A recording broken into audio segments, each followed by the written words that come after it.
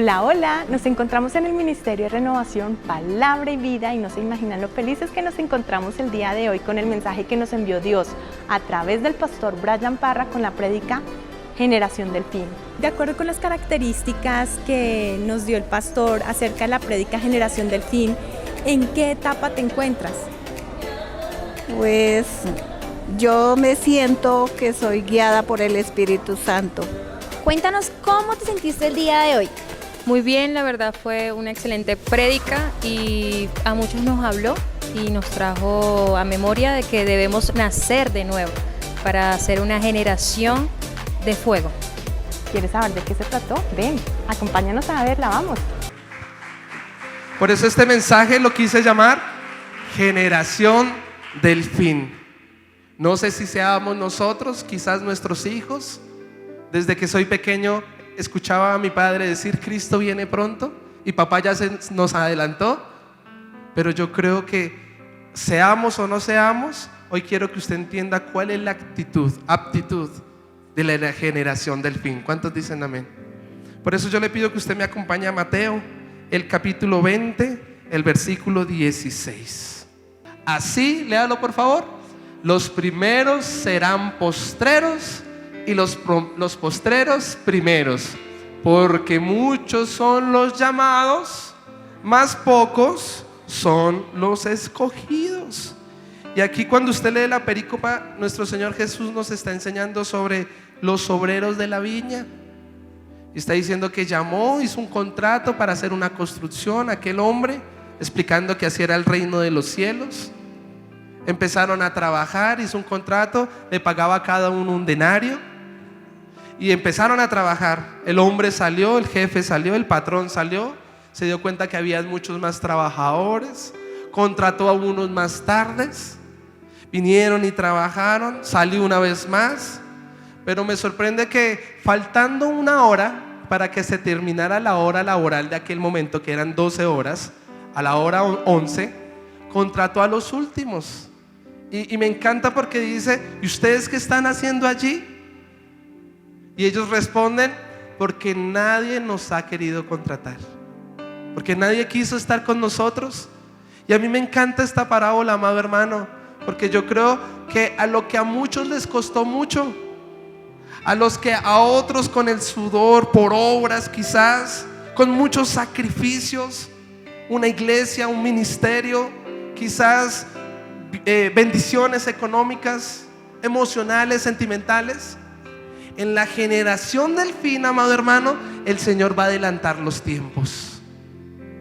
No es por obras, es por gracia, para que nadie se gloríe, amado hermano. Aquí podemos entender que los que iban atrás, o sea, los primeros, empezaron a, entre los uno al otro, a decir: oiga, pero esto es injusto. ¿Por qué a ellos les corresponde el mismo pago de nosotros, un denario? Llegaron más tarde. Quizás no se lo merecen, no son aptos, no están preparados. Pero gloria al Señor, que de lo más vil y menospreciado, amado hermano, escoge el Señor para avergonzar a lo que un día le dijo que con usted no se podía hacer nada. A lo que alguien algún día, quizás usted mismo se miró al espejo y dijo: Dios, ¿qué puede hacer conmigo? Quizás por esto, por lo otro, En el postrer día, amado hermano, el Señor va a derramar sobre toda carne y va a hacer que usted y yo seamos partícipes de la obra de Dios. ¿No le parece eso tremendo? Cuando usted lee Lucas, el capítulo 10, el versículo 21, aquí Él comisiona a los 70, Jesús, y ellos van y hacen unos milagros tremendos. Hollan serpientes y escorpiones, imponen sus manos sobre los enfermos y esos son sanos. La misma gloria dice en Juan 17 que Jesús tenía, la comparte con su iglesia, con los suyos. Pero cuando me sorprende este versículo que dice que Jesús se regocija, se alegra, amado hermano, leámoslo. En aquella misma hora Jesús se regocijó en el Espíritu y dijo: yo te alabo, Padre, Señor del cielo y de la tierra, porque escondiste estas cosas de los sabios y de los entendidos, de los primeros, y las has revelado a los niños. Sí, Padre, porque así te agradó. Vinieron los 70 y dieron el reporte. todos felices. Pastor, yo me lo imagino diciéndole a Jesús, hasta los demonios se sometían por tu palabra, se sometían a nosotros. Vimos milagros. Estos no eran los primeros, estos eran los postreros, amado hermano. Jesús, ¿qué les respondió? No se alegren por eso, sino alégrense porque sus nombres están escritos en el libro de la vida. Hoy usted, amado hermano, y yo nos gozamos porque somos salvos por medio de la gracia de nuestro Señor Jesucristo. ¿Cuántos dicen amén?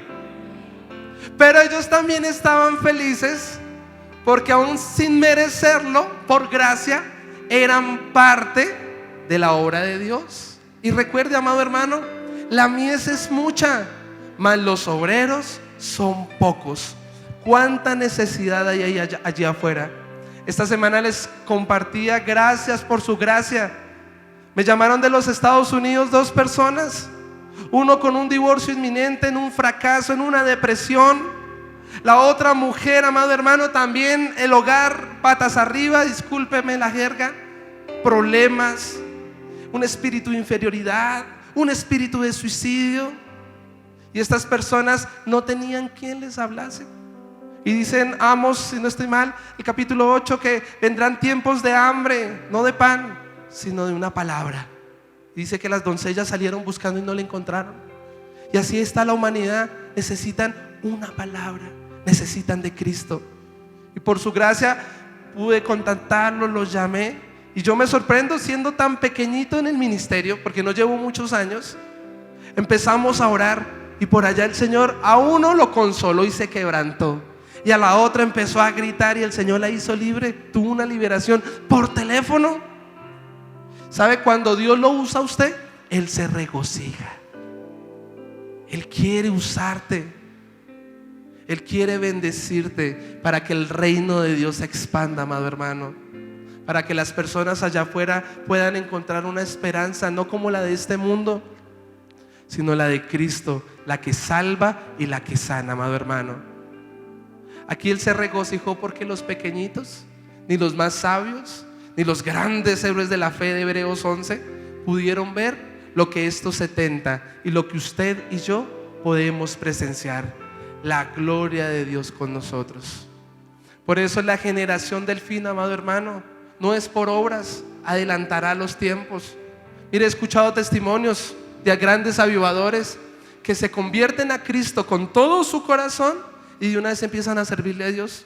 Y Dios los empieza a usar en sanidades, en milagros, en prodigios. Restaura rápidamente un hogar. Les da una sabiduría tremenda para poder compartir la palabra de Dios. Les da de nuevo un espíritu nuevo. Y usted y yo, como la generación del fin, no nos quedamos por fuera. Pídala, hermano, porque Él no tiene ningún reproche en por qué no dárnosla. Si usted es falto de sabiduría, Santiago 1:5, pídala con fe. Dile, Señor, ¿qué es la sabiduría? El temor a Jehová. ¿Qué es la sabiduría? Un fruto del Espíritu Santo. Sabiduría recibió Josué cuando Moisés vino e impuso sus manos. Recibió el espíritu de sabiduría.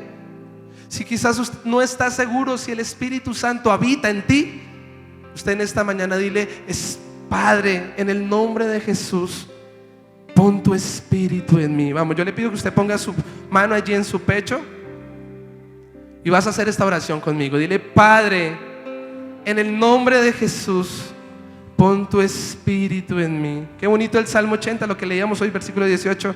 Dile, avívame para no apartarme de ti. Restáurame para buscarte con todo mi corazón. En el nombre de Jesús, amén, amén. Dale un fuerte aplauso al Señor. Yo anoté aquí, la generación del fin es la generación llena del Espíritu Santo que experimentará el más grande avivamiento. Eso es una gran esperanza, ¿no le parece? Por eso hoy yo quiero tocar 5 puntos claves, para que usted anótelo ahí en su cuaderno. 5 puntos claves. ¿Cuál es la aptitud o las características de la generación del fin? Y yo quiero que usted se sienta identificado y usted diga, claro, yo estoy listo, vamos hacia adelante. ¿Cuántos dicen amén? Pero si quizás ve que hay una que otra que no está, pues hoy póngase a cuentas con el Señor y crea y obedezca lo que escrito está. ¿Estamos listos, amada iglesia? Y quiero que estudiemos juntos la vida de Eliseo, o bueno, el llamamiento de Eliseo.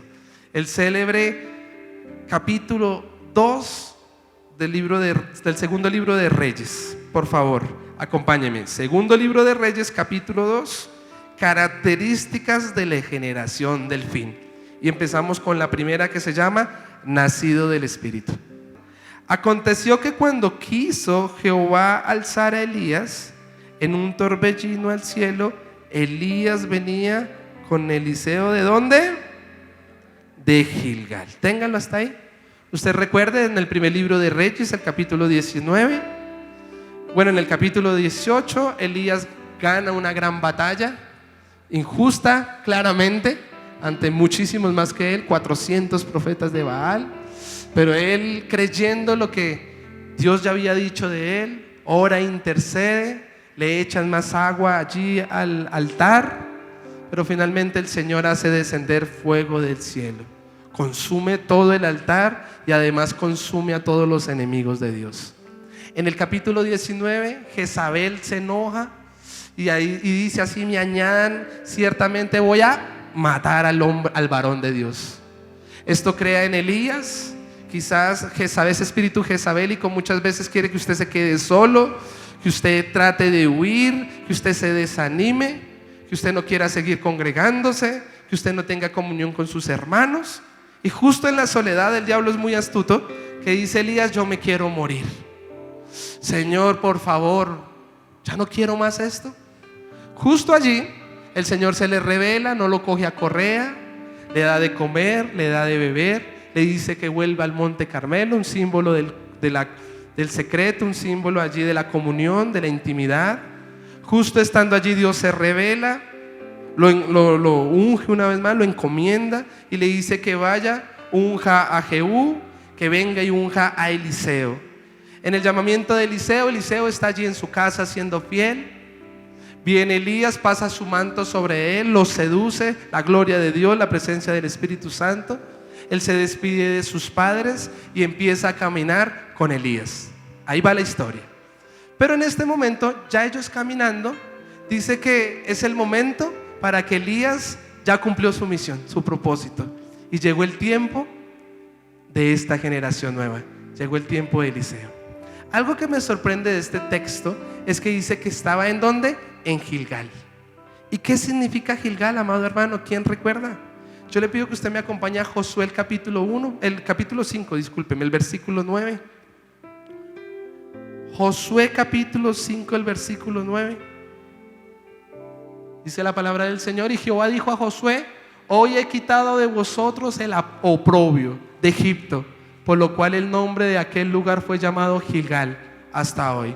¿Sabes qué significa Gilgal? Significa lo que acabamos de leer, el oprobio de Egipto. Egipto es un símbolo del mundo.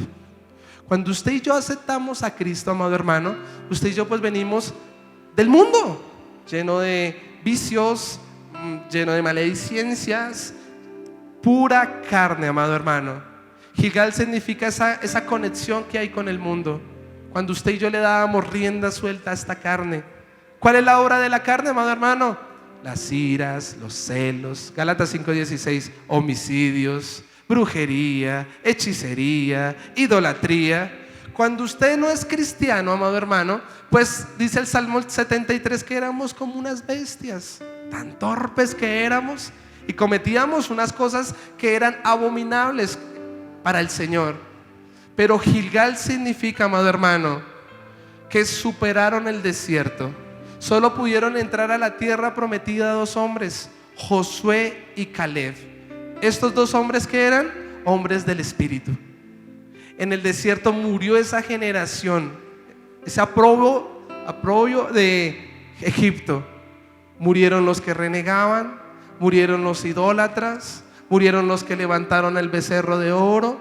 Murió aquella generación que realmente nunca quiso avanzar hacia la meta que es Cristo. Gilgal, amado hermano, es aquella situación, es aquellos momentos con el que quizás usted no ha podido avanzar espiritualmente. Cuando usted lee un nacido del Espíritu, 1 de Juan capítulo 3 versículos 9 y 10, dice que el nacido del Espíritu no practica el pecado. Y en la generación del fin, hoy usted escucha a muchas personas allá afuera que profesan con su boca seguir a Cristo, pero con su manera de ser, con su manera de actuar, justifican aún su pecado con la palabra de Dios. Escuché a un joven hace no mucho, me decía: pastor, yo estoy tan bien con el Señor, siento un avivamiento. Y bueno, empezamos a hablar. Cuando me dice: la verdad es que me quiero casar, ya tengo planes de matrimonio, pero el hombre estaba en fornicación con su novia. Y él se justificaba aún con la palabra, porque si es que en Romanos 1 dice que se entenebrece el corazón, porque está uno con otro, otra con otro, ¿cierto? Hombre con hombre, mujer con mujer. En cambio yo me voy a casar, decía aquel joven, esta es la mujer de mi vida, y por amor podemos aún hacer esto o lo otro. Pero eso es mentira, amado hermano, porque la fornicación, porque el adulterio es una obra de la carne. Y la Biblia es clara que ni los adúlteros ni los fornicarios heredarán el reino de los cielos, amado hermano. Hoy usted y yo, en esta generación del fin, debemos ser celosos por la palabra de Dios.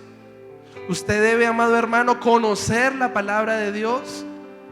Hay personas que justifican su pecado, su manera de actuar, aún quizás por sus generaciones pasadas. Los he escuchado: es que mi padre, mi madre era así, por eso yo actúo de esa manera. Amado hermano, es que el problema no es con su papá o su mamá, porque cada quien dará cuentas al Señor por lo que le corresponde. El problema es con usted.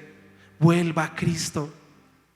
Amado hermano, arrepiéntete de tus pecados. Muestra frutos de un verdadero arrepentimiento. Sin santidad, amada iglesia, nadie verá al Señor. Dice en Efesios 4: el que robe, si usted quizás viene esta mañana, practicas mentiras, practicas inmoralidad, robas, injusticia, dice ahí: si robas ya no robes más, si mientes ya no mientas más, si eres ilegal ya no participes más de la ilegalidad. No dejes que el sol se ponga sobre vuestro enojo. Si usted es de los que se ira fácilmente y golpea la peña, amado hermano, quizás no has nacido de nuevo. Hay hombres aún en las congregaciones, leía unos índices, que en los hogares de muchas de las iglesias en los Estados Unidos, aún los hombres siguen golpeando a las mujeres. Aún las mujeres siguen quizás practicando cosas de brujería y hechicería, lectura del tinto. Tienen agüeros, allá la herradura, el billete del dólar ahí. Hasta la Biblia hay otros que tienen el Salmo 23, pero no abierto en la casa, pero no porque la palabra es instituto en esa casa, sino por suerte, porque dicen: nos va a ir bien, y es un agüero. Por eso en esta mañana demuestra que eres un nacido del Espíritu, desde tu casa, en la congregación, en el trabajo. Mire, este es el primer punto, para que podamos ser parte de la generación del fin, llenos del Espíritu Santo. El primer punto es arrancar, iniciar. Y aquí hay muchos donde, amado hermano, no han podido avanzar. Dice en primera de Juan, la epístola de Juan, capítulo 2, versículo 29, que un nacido del Espíritu es justo. Amado hermano, ¿cómo saber si usted y yo somos justos? Porque nos vemos a cara a cara, como si fuera un espejo, por la palabra de Dios. Efesios capítulo 4. Porque cada día nos parecemos más a Cristo. Yo le pregunto, amado hermano casado, ¿cómo sería Jesús aún con sus discípulos? Claramente dijo: ¿hasta cuándo os habré de soportar, generación incrédula? Pero ¿qué hizo? Con todo el amor y la paciencia vino y oró por ese endemoniado, le siguió enseñando, amado hermano, y lo siguió amando. Era tan tremendo que él sabía quién lo iba a entregar. ¿Se acuerda allí en el aposento alto? ¿Y qué le dijo a Judas? Amigo, ve y haces lo que tienes que hacer. Amado hermano, hasta el último, créame que Jesús dio una milla más, porque él era un hombre justo. Amado hermano, tenga paciencia. Un nacido del Espíritu, entonces, ¿qué hace? Somete la carne, pero permite que el Espíritu crezca. Porque recuerde, el Espíritu está dispuesto, pero la carne es débil. Y dice Juan 3 que es necesario que la carne mengüe para que el espíritu crezca. Un nacido del espíritu, amado hermano, es aquel que es dirigido por el espíritu día a día. Dice el apóstol Pablo: si vivís en el espíritu, dígale al que tiene al lado, andad pues en el espíritu. ¿Qué lo está dirigiendo a usted, amado hermano? Santiago 1:20 dice: en la ira del hombre no actúa la justicia de Dios. Y cuando se aira la persona, ¿qué es la ira? Una obra de la carne. La carne se deleita. Y entonces viene y golpea. Y viene y hace como Moisés, Éxodo 2. Y vino y mató a aquel hombre allá en Egipto. Hermano, ahí no hubo justicia de Dios. La embarró. ¿Sabe qué lo dirigió en ese momento? La ira. ¿Qué te está dirigiendo, amado hermano? Hay algunas personas incautas, dice: pero ¿por qué estoy teniendo sueños húmedos de inmoralidad? ¿Pero por qué se me dificulta no masturbarme o dejar la pornografía? ¿Por qué si lo intento, miserable de mí? Pero ¿sabes por qué es? Porque quizás lo que está dentro tuyo te está dirigiendo. Estás compartiendo más tiempo en el celular. Estás compartiendo quizás más tiempo en ociosidad, mirando lo que no tienes que ver, oyendo lo que no tienes que escuchar. Alguna vez cuando iniciamos el ministerio, el Señor hizo un milagro, Romanos 1:4, el Espíritu de Santidad. Lo primero que hizo fue que me quitó el pecado. Nunca más volví a pecar. Pero pasando el tiempo, sin darme cuenta, un día tuve un sueño horrible, hermano. Un sueño terrible de inmoralidad sexual. Y cuando yo me desperté, yo le dije: Señor, pero yo soy inocente. Yo no lo quise. Y me entristecí tanto porque yo sentí que había contristado al Espíritu Santo. Efesios 4:30, no contristéis al Espíritu Santo. Y entonces yo en esa angustia, cuando Él vino y me habló y me susurró. ¿Y sabes por qué fue? Porque en el trabajo donde yo estaba ejerciendo en ese momento, estaba escuchando y practicando, tocando, soy músico profesional, estaba tocando pornografía audible. Amado hermano, tú eres lo que consumes. Tú eres lo que comen, dicen por allá afuera. Asimismo tú eres lo que escuche. Por favor, deja de escuchar al espíritu de este mundo. Niégate a sí mismo, amado hermano. Hace poco, no hace mucho, le dije a mi esposo: hoy quiero tener un día de ociosidad, es válido. Y puse ahí una plataforma de película. Y me vi una película que me gusta, pero esa película tiene contenido de brujería. Esa película tiene contenido de oscuridad. Y aunque sea de niños y todo, pero está influenciada por un espíritu inmundo. Terminó la película, yo me voy a ver el segundo capítulo. ¿Y usted qué cree que pasó? Hermano, una pesadez esa noche para orar, un adormecimiento para escuchar la voz de Dios de mis sentidos espirituales. Cuando me di cuenta, había contristado al Espíritu Santo. Es tan fácil contristarlo, amado hermano. Por eso, en el nombre de Jesús, la generación del fin tiene que ser nacida del Espíritu. No te contamines de este mundo, porque el que dice estar en luz y está en tinieblas, que dice en 1 Juan 1, mentiroso es. Y sí que somos mentirosos. En la iglesia usted se sabe aleluya, eres fiel esta mañana, pero no permitas que salgas de allá y allá afuera la otra música lo está esperando el otro espíritu. Y finalmente dice en Apocalipsis: los tibios, ¿qué pasa? Hágalo así conmigo. Otra vez, hágalo así conmigo. Dice en Santiago: son como las olas. Un día quieren y al otro día, ¿cómo no? Si están jugando con las cosas del Señor. Sé celoso con las cosas de Dios. La generación del fin tiene que ser, ¿cómo? Dígale al que tiene al lado: íntegra.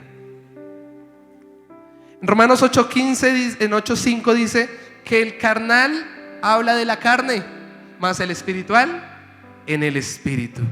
Hermano, usted como nacido del espíritu, no se junte con el carnal. Lo primero que el Señor hizo cuando tomamos el ministerio fue que nos quitó nuestras amistades. Pero es que eran vulgares, eran groseros. Hoy en día usted habla con un joven y lo primero que él hace es maldecirlo, porque él sale con una vulgaridad. Ese es su dialecto normal. Entonces le dice: ¿qué hubo? Ta, ta, ta. ¿Qué hubo? Ta, ta, ta. Y entonces uno todo incauto le sigue la conversación. O sea, usted por omisión está recibiendo lo que ellos están profetizando sobre usted. O bueno, no profetizando, maldiciendo sobre usted. En cambio, cuando usted anda con un cristiano, cuando usted anda con un ungido, ¿de qué le va a hablar a usted? Le va a hablar: Dios me habló y mire. Estoy pasando, aunque esté pasando una temporada difícil, pero me dio una palabra y yo creo que Él es bueno.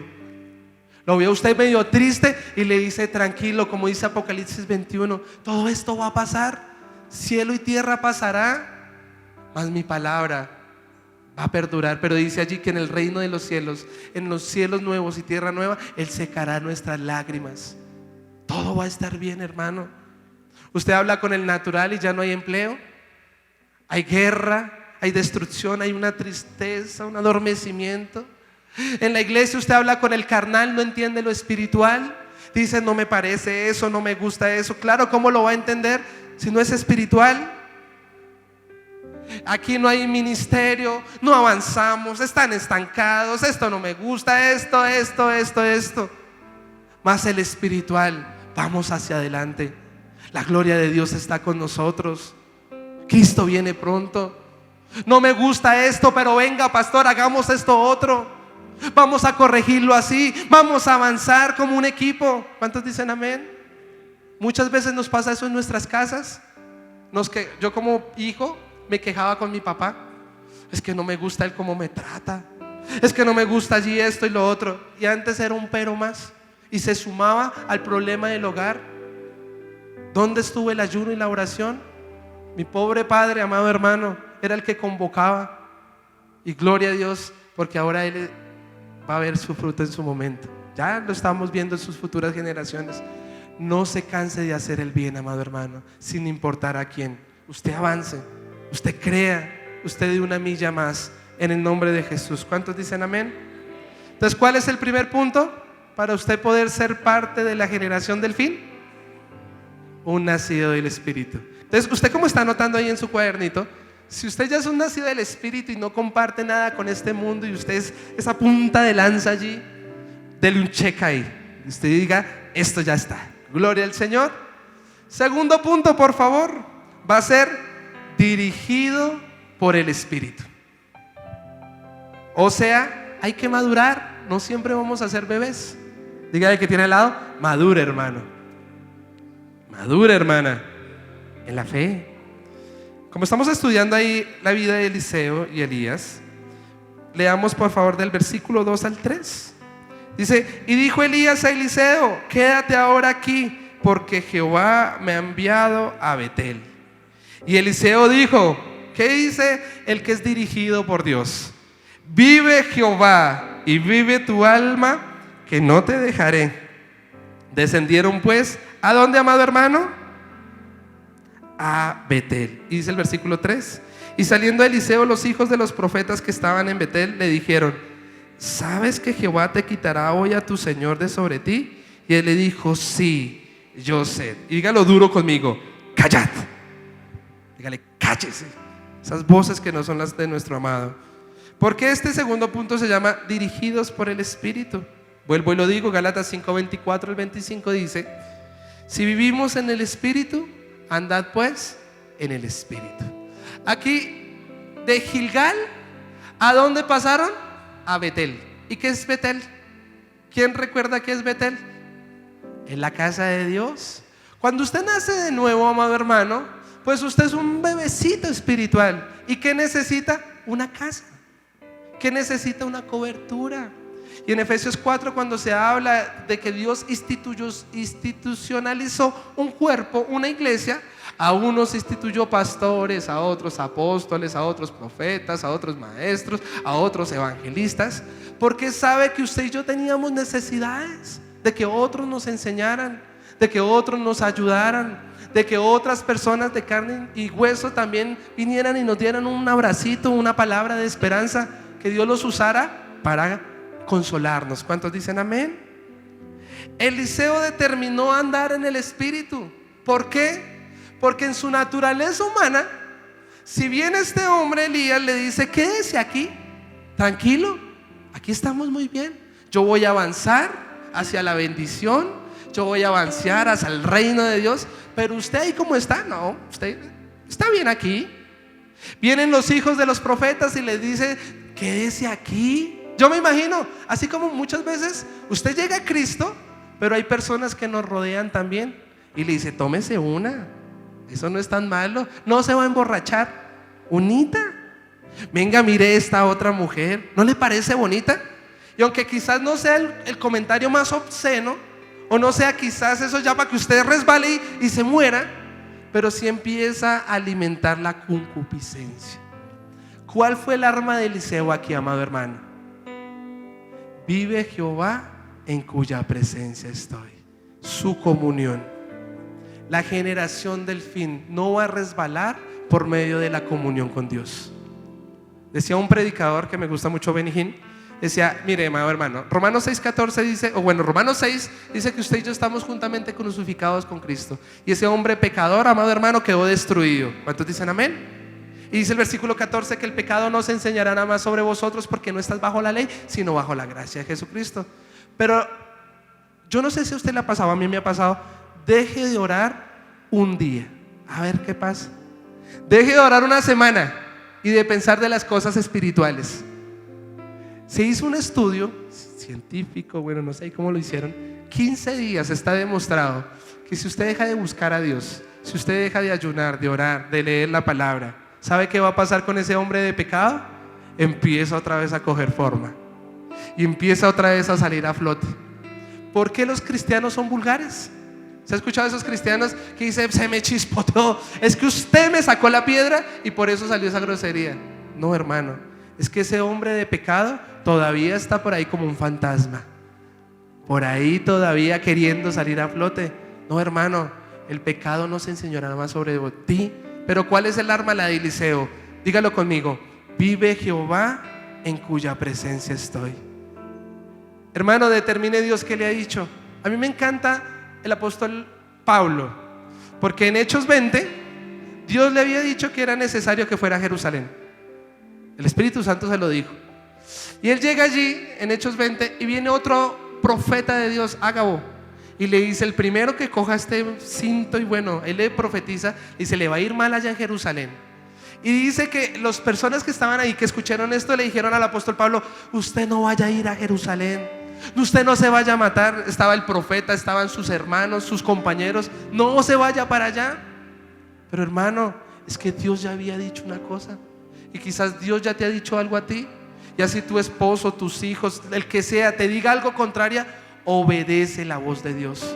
Por eso somos dirigidos por Dios. Pareciese que en Colombia no hubiera esperanza, amado hermano. Betel, cuando usted recuerda en Génesis 28, Jacob, ¿cómo llegó a Betel? Vuelto nada, robó a su hermano, ¿sí se acuerda? Engañó a su papá, hizo concierto para delinquir con su mamá. Hermano, ¿qué más delitos tenía Jacob? Acuérdese, desde muy pequeño trató, empezando por su nombre, usurpador, engañador. Pero en Betel, cuando llegó, como usted y yo llegamos, llenos de consecuencias. Cuando usted llegó a la iglesia, ¿cómo llegó? Yo llegué muy mal. Cuando realmente llegué con el corazón dispuesto. La casa de Dios está abierta para todos, pecadores, para todos, enfermos. De eso se trata. Pero no siempre vamos a estar así, amado hermano, porque como el hijo pródigo, un día muertos éramos, pero en Betel es donde Dios nos da la visión, es donde los cielos se abren, es donde usted entiende: claro, Dios tenía un propósito conmigo. Claro, el Dios de mis padres, Jacob, no tenía, fracasado, no tenía dónde sentar ni su cabeza, no tenía un techo claro. Quizás en otra nación usted ha venido, usted no es de este país, amado hermano, quizás vienes de Venezuela, quizás vienes de otro, no sé, de Ecuador, de donde vengas, y ha sido tan difícil aquí amañarse en Colombia, que te vean, quizás has venido luchando, pero te iba aún mejor en tu país. Pero aquí en Betel, así sea en Colombia, hay ventanas de los cielos abiertas. Si usted en esta mañana se arrepiente con todo su corazón y vuelve a Cristo, y quizás usted se apartó de Dios y lo que haya sido, pero hoy da su corazón a Dios, Él promete, amado hermano, primero sanarte, limpiarte y devolverte el propósito del Señor. Oro por aquella persona que servía en otra iglesia, en otro país, pero quizás está aquí, ya no está sirviendo, y añora ese ministerio, añora que el Señor le devuelva esa hacha. Vuelve tu mirada a Cristo y Él te va a restaurar y te va a poner lo que se comió la oruga, el saltón y el revoltón, te lo va a restituir al 100 por uno. En el nombre de Jesús, denle un fuerte aplauso al Señor. Betel, ¿qué es? ¿Por qué usted se tiene que congregar? la generación del fin tiene que congregarse. Y si usted se da cuenta, las doctrinas que se están enseñando hoy en día allá afuera es que usted no se tiene que congregar. Usted no necesita un pastor. Usted no se someta a sus autoridades espirituales. Usted ande como rienda suelta. Mentiroso el diablo. O si no, el Señor lo hubiera determinado de esa manera. Sométase primeramente a Cristo. ¿Cuántos dicen amén? Sométase a la palabra, pero sométase a sus autoridades espirituales. Muchas veces uno no escoge dónde nacer. A mí me hubiera encantado nacer en Beverly Hills, si Dios me lo hubiera permitido, y crecer allá con los Hampton o quién sabe cómo. Pero peleaba con el Señor de niño. ¿Por qué me tocó estos papás? ¿Por qué esta mamá de esa manera? ¿Sabes? Lo entendí ya de aquí de pastor, porque me convenía, porque así lo quiso Dios, y gloria a Dios, porque era la manera como Él me iba a traer a ti. Tus autoridades, tus papás son tus papás porque usted es una bestia indomable. Y si hubiera nacido en Beverly Hills, usted apartado de Dios y haya vuelto nada, ¿de qué le sirve ganarse el mundo entero si su alma se pierde? Le correspondió de esa manera para que hoy usted esté en Betel, sentado escuchando la voz de Dios, amado hermano. Dele un fuerte aplauso al Señor. Recuerde, la fe viene por el oír y la oír por la palabra. ¿Qué es Betel entonces? Usted llegó y ayúdenme, como Jacob, no sé qué hacer. La muerte lo estaba ahí encima. Su hermano lo quería matar. Fracasado, no había una visión clara. Usted no sabe qué hacer. Es más, usted está esperando quizás hasta tomar una mala decisión. No lo hagas. Dígale que tiene al lado, no lo hagas. En Betel es donde hay proyección. En Betel es donde el propósito de Dios vuelve. Es ventana al cielo, es donde toda buena dádiva y todo don perfecto proviene del Padre de las luces. En Betel, amado hermano, es donde te perdona el Señor.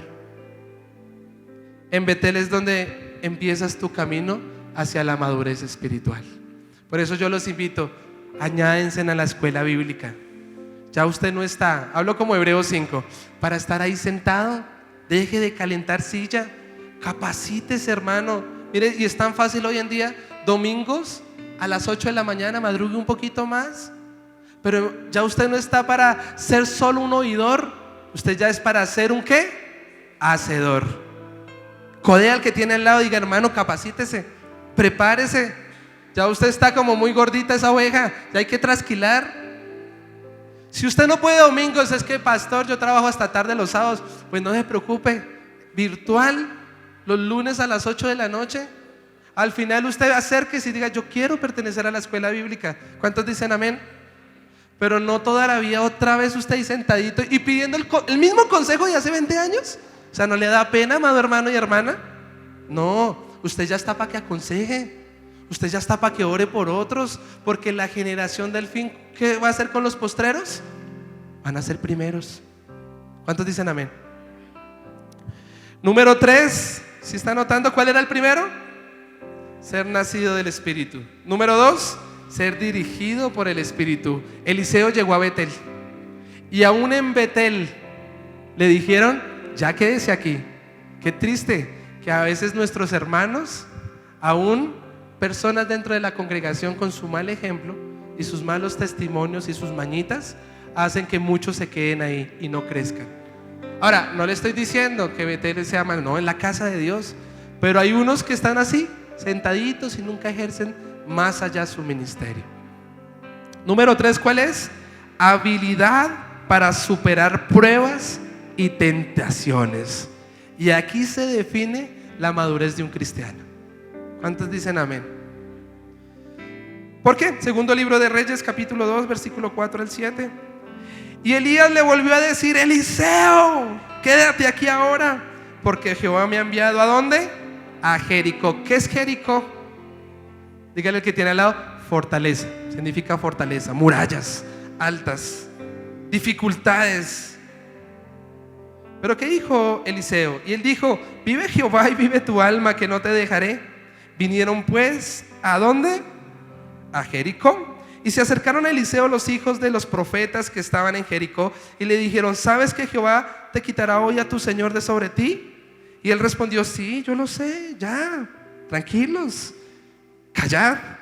Y Elías le dijo, te ruego que te quedes aquí. ¿Cuántas veces le han dicho ahí a Eliseo que se quedara? Ya van 3, ¿no? Elías, una vez más los hijos de los profetas de Jericó, y otra vez, oiga, hermano, ¿usted ya no está bien con la bendición que tiene? Oiga, hermano, mire, quédese ahí, usted está sirviendo en todo en la iglesia, deje algo para los otros. Y aquí, ¿qué está diciendo Eliseo? ¿Dónde estamos? Versículo 6: te ruego que te quedes porque Jehová me ha enviado al Jordán. Y él le dijo: vive Jehová y vive tu alma, que no te dejaré. Fueron pues ambos. Téngalo hasta ahí. Vuelvo y lo digo. ¿Qué significa Jericó? Fortaleza. Son esas cosas que cuando usted está madurando espiritualmente, como que se empieza a poner peludo. Yo les he escuchado: pastores, que empecé, ya eres nacido del Espíritu, ya no practicas el pecado, ya eres un hombre justo. Llegas a Betel, empiezas en el discipulado, empiezas a congregarte, pero las cosas se empiezan a poner rudas. El empleo, ya no está el empleo. Económicamente las cosas ya no empiezan a dar. Y hay personas que dicen: siempre que me acerco a Dios, por algún lado me ataca el diablo. O algo pasa, pero emocionalmente mis hijos ya no me ven de la misma manera. Empieza el conflicto en la casa. Y aquí usted tiene 2 opciones: o seguir hacia la meta, que es Cristo, o tomar la otra decisión que muchos hacen: es que mejor el trabajo, mejor prefiero hacer esto y lo otro, y dejan al Señor en stand-by. Tenga mucho cuidado. Y yo quiero que usted hoy entienda qué es la prueba y la tentación, porque esto a todos nos va a tocar en algún momento, si no es que en este momento a usted le está tocando. Recuerde, el que nos prueba el corazón es Dios, y el que nos tenta es Satanás. Dios jamás lo va a tentar, amado hermano, porque el tentador es Satanás. Él solo vino a matar, a robar y a destruir. ¿Cuántos dicen amén? Cuando usted lee 2 de Crónicas 32-31, dice que Dios probó el corazón de Ezequías para ver qué había en su corazón. Y amado hermanos, usted está en esa carrera de la fe. Dios quiere depositar en usted confianza. Dios quiere depositar en usted Hechos 1:8: y recibiréis poder, ¿cierto? Pero ¿por qué quizás en este momento no lo tiene? O pareciese, entre comillas, no tenerlo, porque el Espíritu de Dios no se da por medida. ¿Sabe por qué? Porque Él está probando su corazón. Él no va a ungir a una persona para hacerle daño. Él no le va a dar a usted una prosperidad económica grandísima si usted se va a apartar de Dios. Eso sería contradictorio. Y mire, uno lo puede ver a veces con claridad.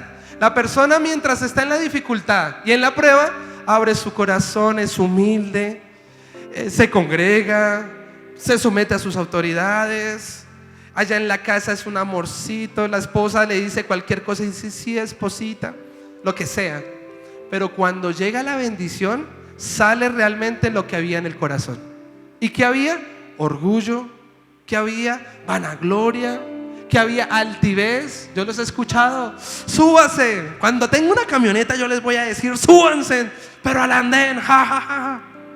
Y están esperando que les vaya bien y que les salga el milagrito. ¿Para qué? Para ir a someter a otros, para alardearle a otros, hermano, así como Dios lo va a bendecir.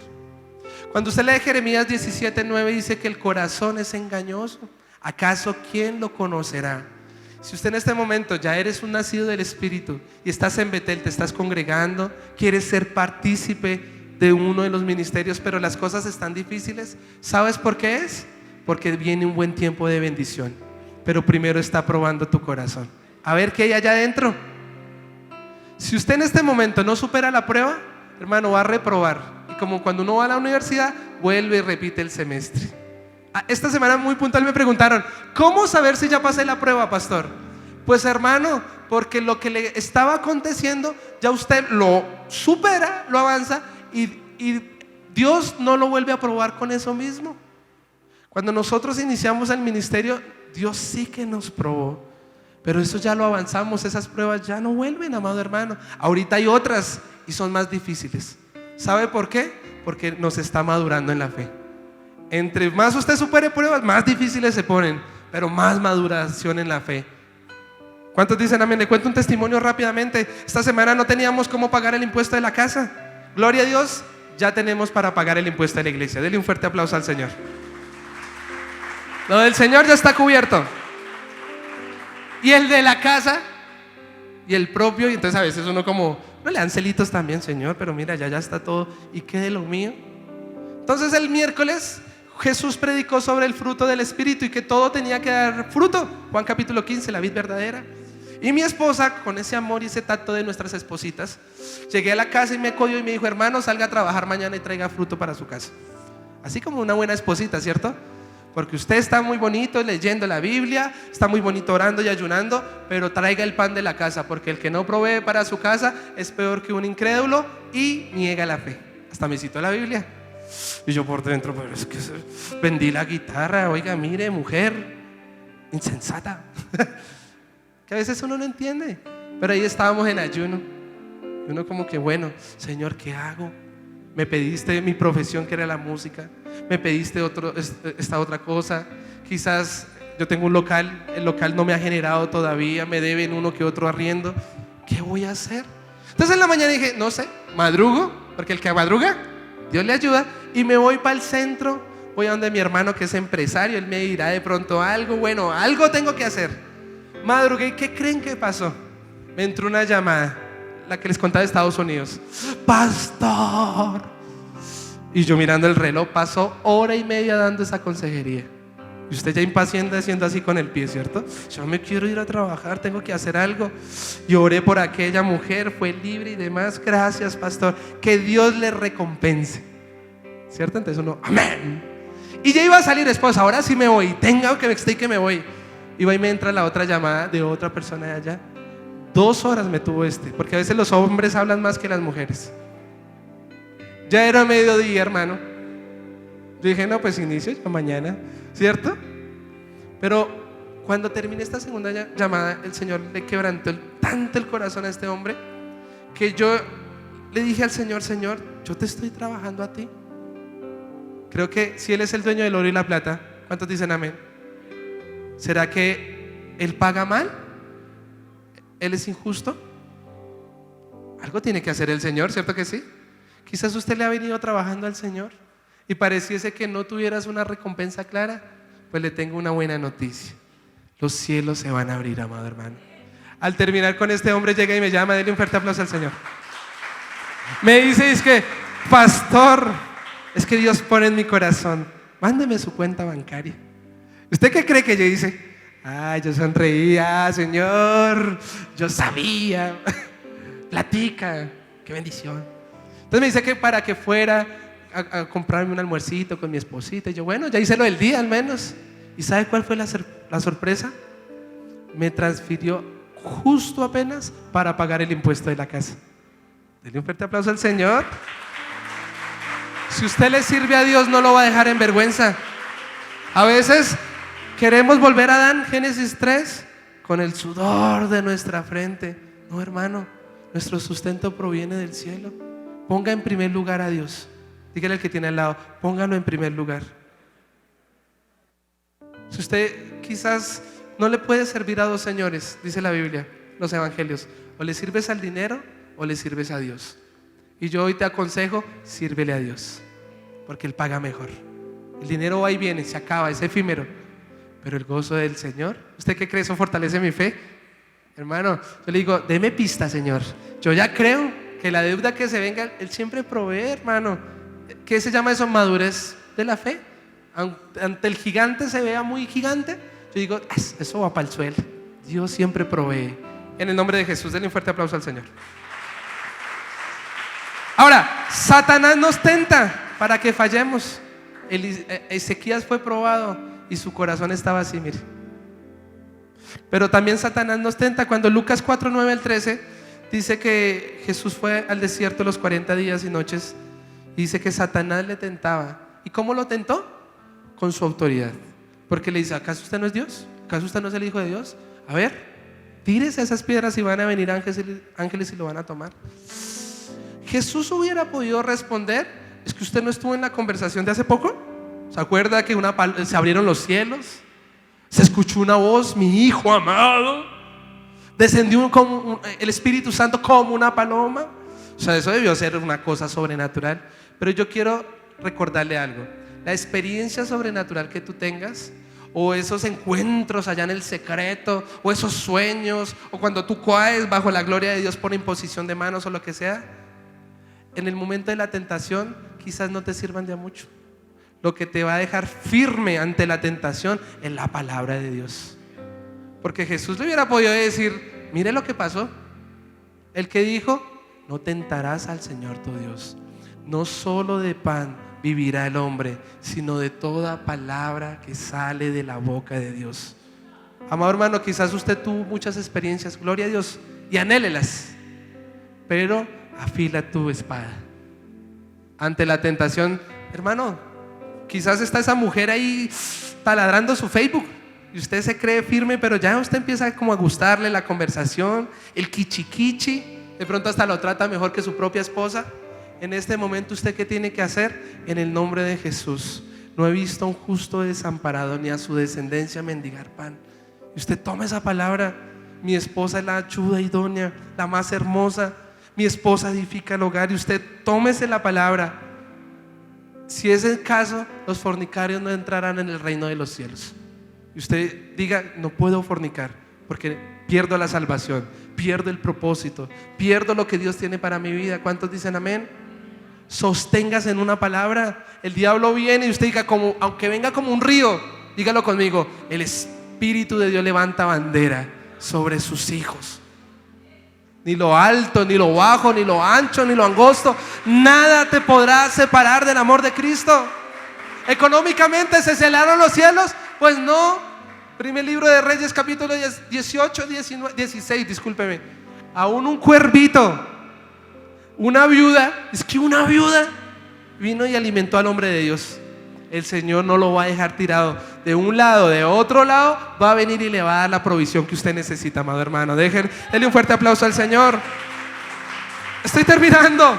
Número 4, Eliseo fue probado, discúlpeme, aquí lo escribí, y tentado, pero estaba determinado a ser fiel. No hay murallas, no hay Jericó que pueda evitar que los hijos de Dios reclamen la tierra prometida. ¿Cuántos dicen amén? Listo, número 4, este se llama espectador paciente. Diga, anótelo ahí, espectador paciente. Segundo libro de Reyes, capítulo 2, 8 al 11. Tomando entonces Elías su manto, ya estaban en el Jordán, lo dobló y golpeó las aguas, las cuales se apacentaron a uno y a otro lado. Se abrieron las aguas, igual que Moisés, ¿se acuerdan? Se abrieron las aguas y pasaron ambos por lo seco.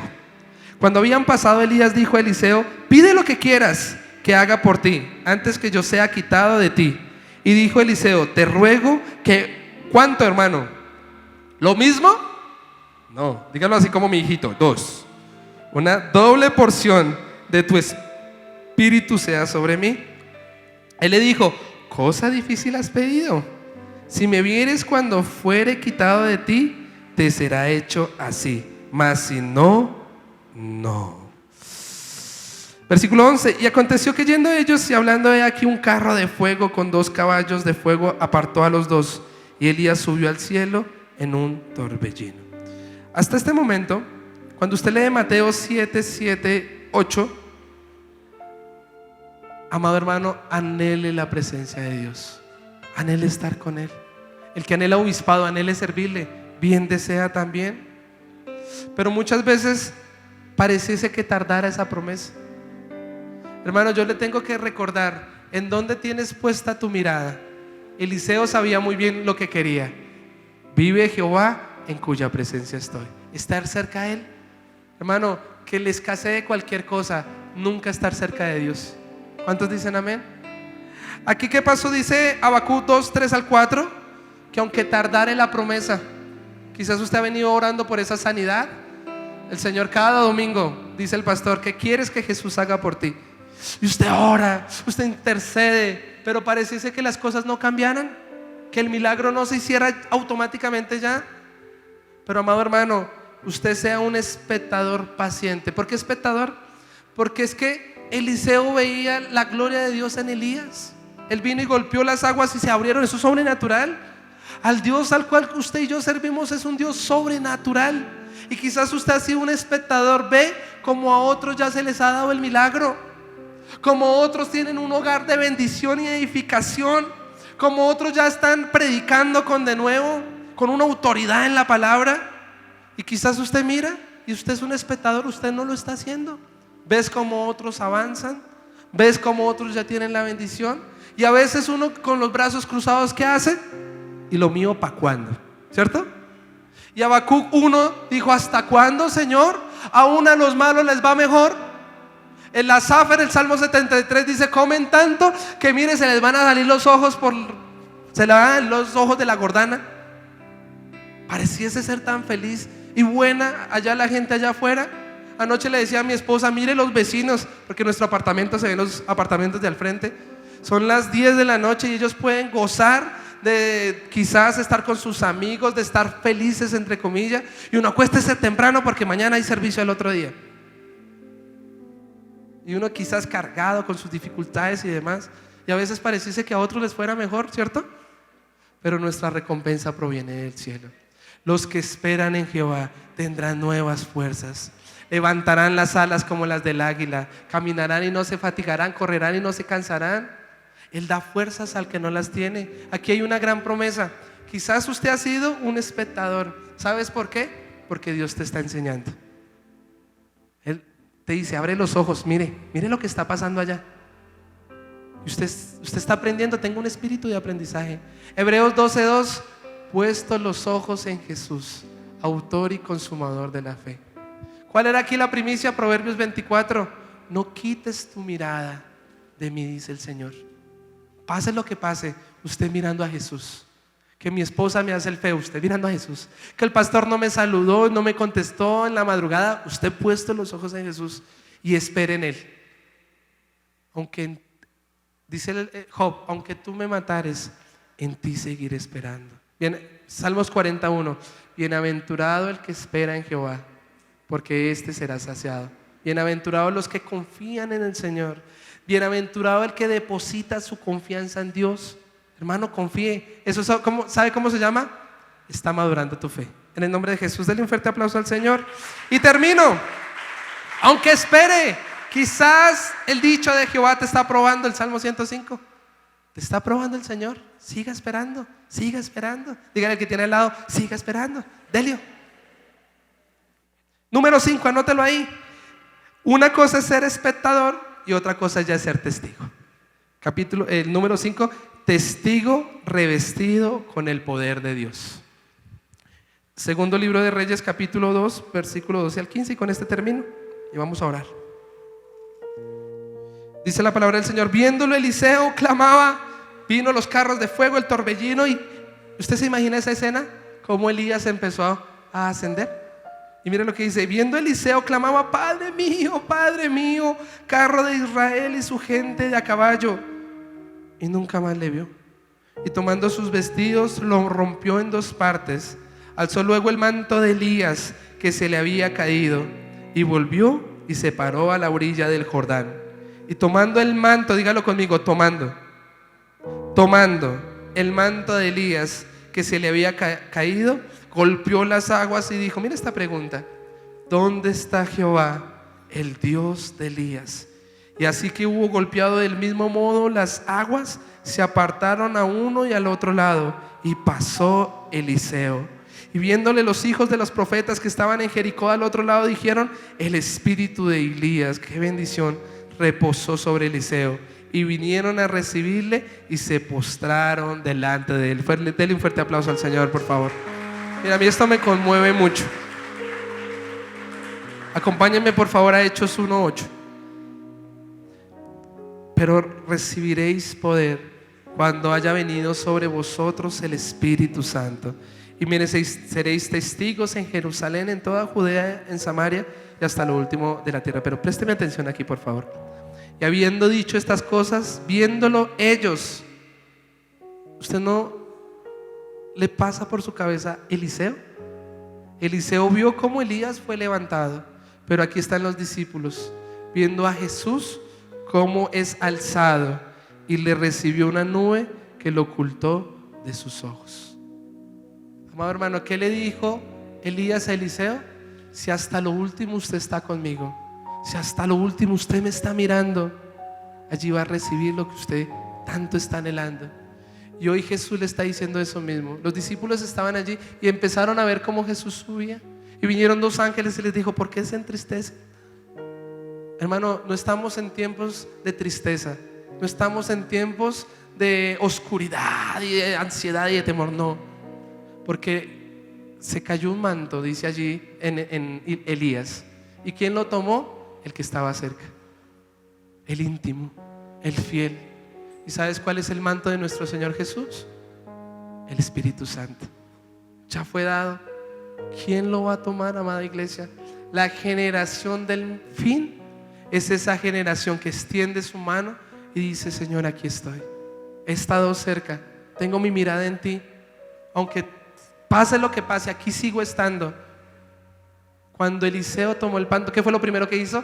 ¿Dónde está el Dios? Y quizás el Espíritu Santo ya está en ti, te selló y todo, pero es momento de que el poder de Dios se manifieste en tu vida, porque la generación del fin es una generación ungida, llena del poder de Dios. No te avergüences del poder de Dios, del Evangelio, de las nuevas dádivas, porque es poder de Dios. Ponte de pie, por favor.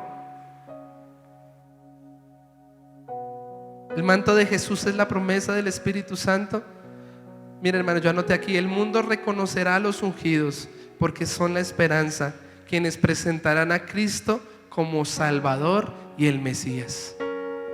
Cierre sus ojos, por favor. Apaguemos la luz de atrás, por favor. Yo sé que el Señor ha hablado claramente. No son tiempos de tristeza, no son tiempos de temor. ¿En qué etapa estás, amado hermano, de lo que acabamos de ver? ¿Nacido del Espíritu? ¿Aún no te consideras un nacido del Espíritu? Recuerde, el nacido del Espíritu no practica el pecado y es un hombre justo, y piensa en el Espíritu y anda en el Espíritu. El segundo punto era ser dirigidos por el Espíritu. Aunque vinieran y le dijeran cualquier cosa a Eliseo, él tenía depositada su confianza en Dios y en la comunión que tenía con el Señor. Estaba en Betel sirviéndole al Señor. Número 3, la capacidad o la habilidad para superar pruebas y tentaciones. Si estás siendo probado o tentado, vamos, determina, como Ruth: no me digas que me vaya, Señor, porque donde quiera que tú vayas, yo iré contigo. Yo iré, yo estaré ahí, Señor. Lo que se venga, yo estaré ahí contigo. 4, un espectador, quizás no ha llegado tu momento y estás aprendiendo del pastor, estás aprendiendo de tus hermanos, estás aprendiendo de la iglesia. Espera tu momento en el Señor, pacientemente. Y el último, sé testigo. Ser paciente no quiere decir que usted deje de orar o de pedir. Por el contrario, dígale: Señor, esta mañana dame una unción fresca. Vamos, la nube de la gloria de Dios. La gloria del Señor, el jabón.